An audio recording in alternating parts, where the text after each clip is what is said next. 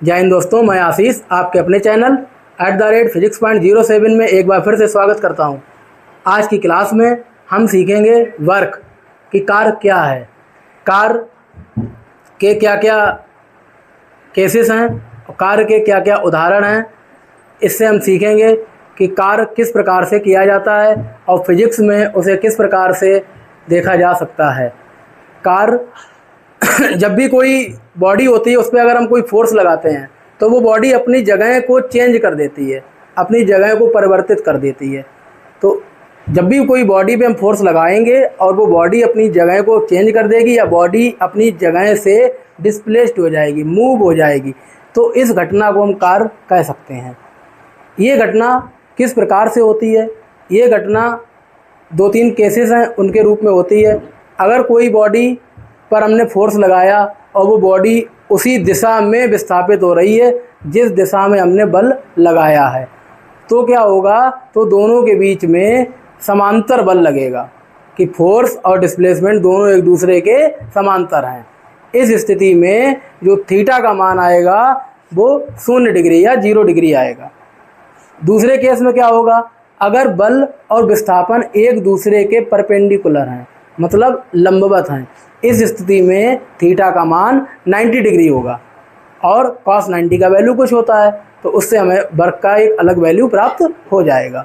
Third case में क्या होगा कि अगर वर्क हमने किया है ईस्ट डायरेक्शन में और बॉडी डिस्प्लेस हो गई है वेस्ट डायरेक्शन में, मतलब एकदम अपोजिट, कि हमने पूर्व दिशा में बल लगाया, पश्चिम दिशा में बॉडी डिस्प्लेसमेंट कर गई, तो क्या होगा? थीटा का मान 180 डिग्री हो जाएगा और इस स्थिति में वर्क का मान बदल जाएगा।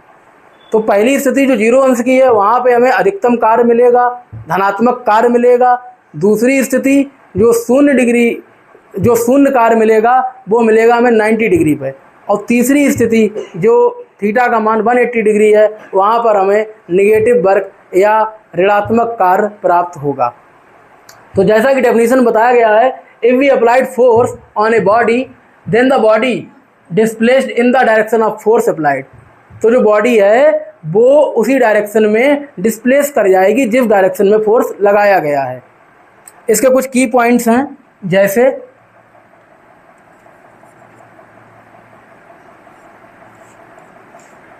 It is denoted by capital W। कार्य को कैपिटल W से व्यक्त करते हैं।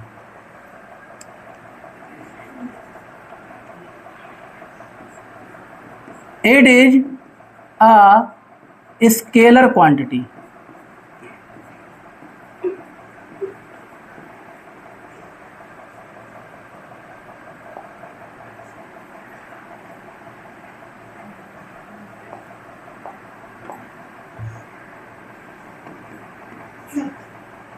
यह एक अदिश राशि है।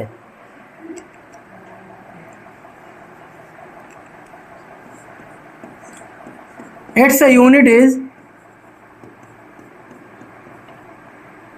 जूल या अर्ग। कार्य का मात्रक MKS पद्धति में जूल है जबकि CGS पद्धति में अर्ग है। इनके बीच में रिलेशन होता है कि 1 जूल में कितना अर्ग होता है। जैसे 1 मीटर में कितना सेंटीमीटर होता है, इसी प्रकार 1 जूल में 10⁻7 अर्ग होता है।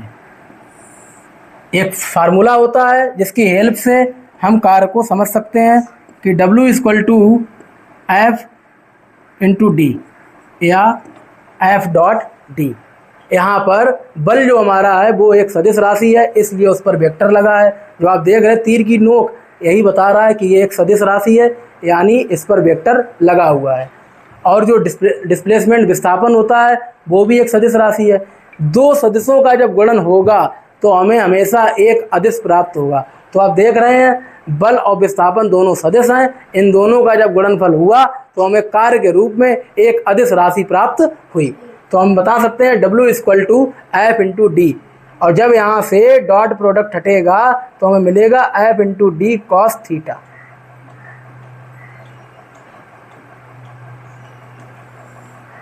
कि W equal to F into D cos theta. इस स्थिति में आप देखेंगे कि इसके 3 केस होंगे। पहले बात करेंगे केस फर्स्ट की,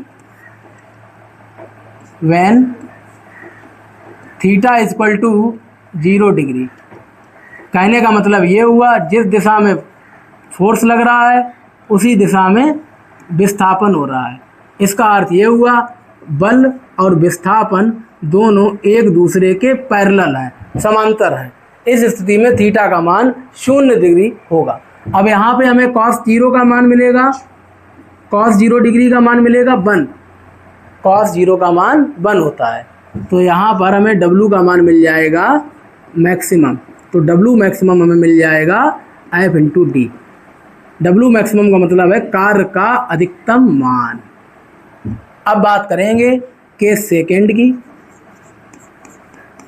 और ये स्थिति कब आती है? जैसे आपने किसी टेबल को खिसकाया तो आप जिस डायरेक्शन में टेबल को खिसकाएंगे टेबल उसी डायरेक्शन में जाएगी। ऐसा नहीं है आप अगर इधर ईस्ट डायरेक्शन टेबल खिसकाएं और टेबल बैक में वेस्ट डायरेक्शन खिसक जाए, तो आप वहाँ पे देख सकते हैं कि कार्य जहाँ पे हुआ है वहीं पे विस्थापन भी हुआ है।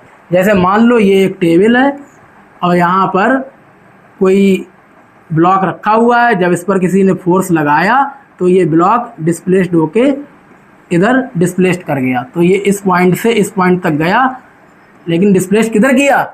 जिधर की ओर बल लगाया गया। तो बल और विस्थापन दोनों एक ही दिशा में लग रहे हैं।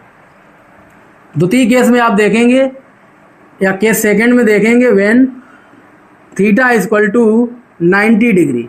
अगर थीटा का मान 90 अंश हो, इसका मतलब ये हुआ कि बल और विस्थापन एक दूसरे के परपेंडिकुलर यानी लंबवत हों।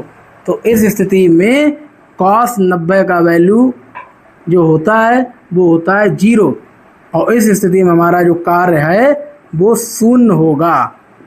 वैसे सीधी बात एक ये बता दें, कार्य कभी शून्य नहीं होता है, लेकिन फिजिक्स की भाषा में कार्य भी शून्य हो जाता है।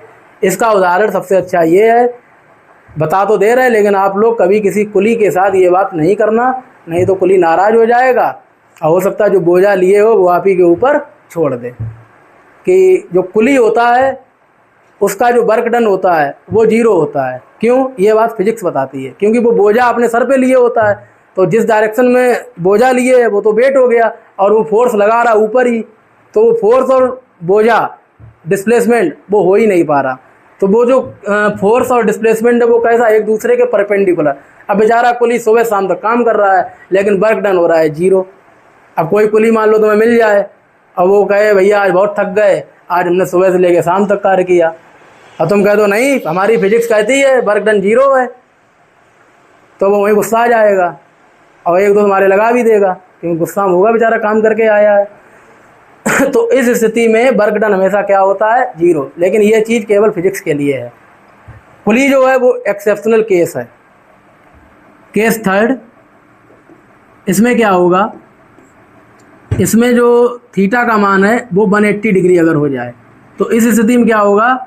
जो W है उसका मान -FD मतलब निगेटिव हो जाएगा। W का मान क्या हो जाएगा? निगेटिव। क्यों? क्योंकि cos 180 की वैल्यू होती है -1। cos 180 की वैल्यू कितनी होती है? -1।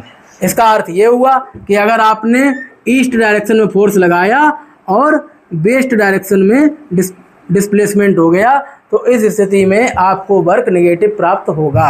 वैसे सीधी बात यह है कि कार्य ना तो 0 हो सकता है ना ही नेगेटिव हो सकता है, लेकिन जो वर्क फिजिक्स में है वो यही है कि यहाँ पे 0 भी होता है। वो कब होगा? जब थीटा 90 डिग्री होगा।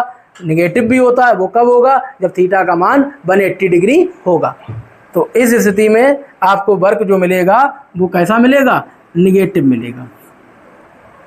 आशा करते हैं आप लोगों को कार्य समझ में आया होगा। धन्यवाद।